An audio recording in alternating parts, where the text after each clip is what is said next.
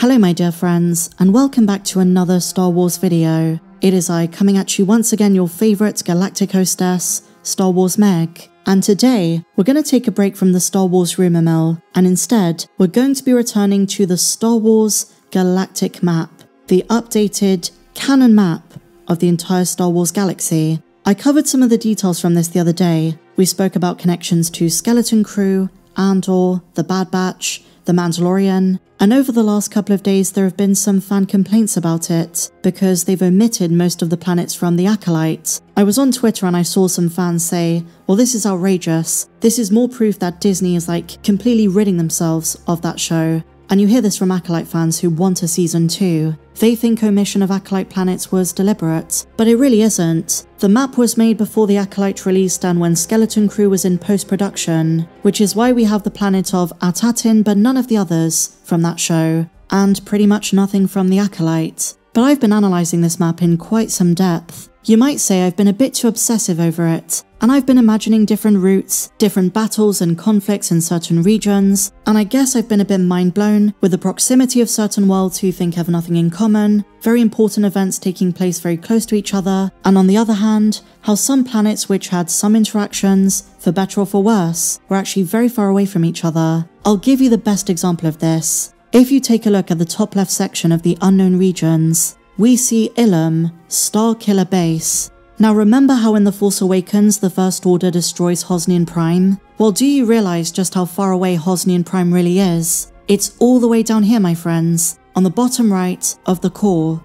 So let me get this straight. Starkiller Base fired its shots through sub-hyperspace from halfway across the galaxy. That is an insane distance. So like I say, I've been thinking about some of these things, but what I really wanted to talk about in this video, my friends, is something else I discovered in the unknown regions. Lucasfilm may have just teased the upcoming Dawn of the Jedi movie by James Mangold. Because check this out, on the map right next to Ahsoka, the birthplace of the Jedi Order, is the home of the Ricardans, Rakatan Prime. If you're familiar with the Infinite Empire from the Expanded Universe, then you know how significant this is. If you don't worry my friends, that's the reason I'm here, I'll explain everything. But the overarching question is this: with Beau Willimon and James Mangold already working on the script, does Lucasfilm already know they're incorporating aspects of Star Wars Legends into the film? This is the one that goes into production after Star Wars Starfighter. I know that's not saying very much given the state of Star Wars movies at the moment, constant cancellations and projects being shelved, but this is one of those I think will actually come to fruition.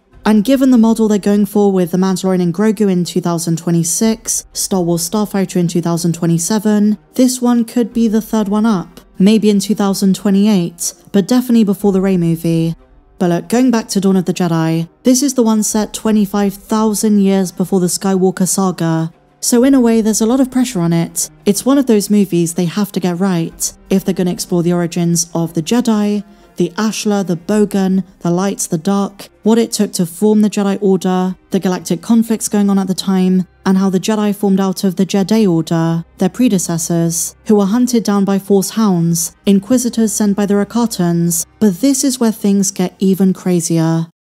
The Jedi tried to right the wrongs of the Jedi because they misunderstood Force balance. Because a lot of this info is legends and we don't know how much they're going to draw from it, in modern canon terms, the Jedi were more like the Bendu, trying to walk a middle path embracing both light and dark. But this spelled disaster for them, and even started a civil war between those who turned fully to the dark and those who remained in the light. Trying to walk a tightrope between the two, at least according to George Lucas, is impossible. And that's where the Jedi differed. They realized the Jedi were mistaken. You can't be somewhere in the middle. The light itself is the balance. Balance isn't light and dark, because the darkness always tempts you into it. There is no true middle path. But regardless of how they do it, they have to make this movie count. This is the origin story of everything Force related that we know. The first Jedi who was called Jedi Prime, and apparently according to rumours from 2024, that is going to be the name of the movie. Everyone calls it Dawn of the Jedi because that's the time period, but the rumours going round say it's going to revolve around this first Jedi who was called Jedi Prime, and that's the name of the movie. We don't know anything about him, but what we do know thanks to The Last Jedi visual guide is he founded the Jedi Order on Ahsoka,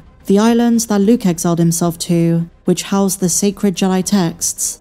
Something I do want to clarify though is that in Disney Star Wars canon, there is some dispute about the true location of the first Jedi Temple. Some argue it's Tython, some say Ossus, some say Jeddah, Coruscant, but you know, it's pretty well documented the birthplace of the Jedi Order was indeed Ahch-To, and that's where I would expect the bulk of the movie to take place. And like I said, right next to it is the Rakatan Empire's home planet. They've gone with the name Rakata Prime. Some simply refer to it as Rakata, and others know it as Lihon, but regardless of the name you want to use, it is very significant. So, as of late, Disney Star Wars canon has made several allusions to the Ricardans, but we have yet to see them on screen. I think that's where Dawn of the Jedi comes in, because they've placed them right next to Ahch-To. Let me just give you a quick overview, my friends, and how it might connect to the James Mangold movie. I'm just going to cut to it, right to the meat and potatoes, and we begin approximately 36,000 years before the Battle of Yavin. 11,000 years before the start of the movie. Sounds like a lot, but there was a lot that happened and I just want to skim over some important events.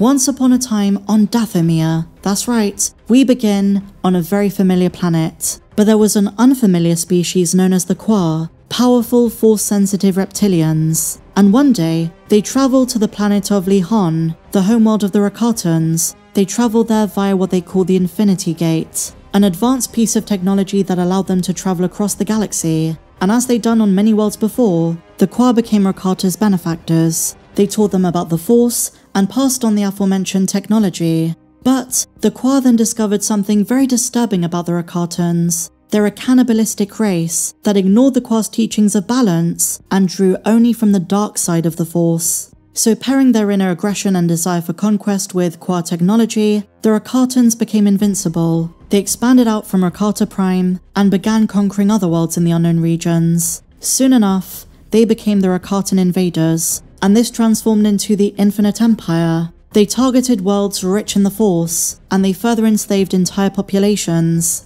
Using the Qua's wisdom, they developed even more advanced dark side technology, including the ability to induce fear and hatred into other Force sensitives. This was a full-blown terrifying empire, and I think one of the craziest things they ever did was converting the dark side emotions of their slaves and using the energy to fuel their warships. These guys had no compassion, zero humanity. They were pure darkness, and even killed off the Qua, those who helped them in the first place, and gave them their technology.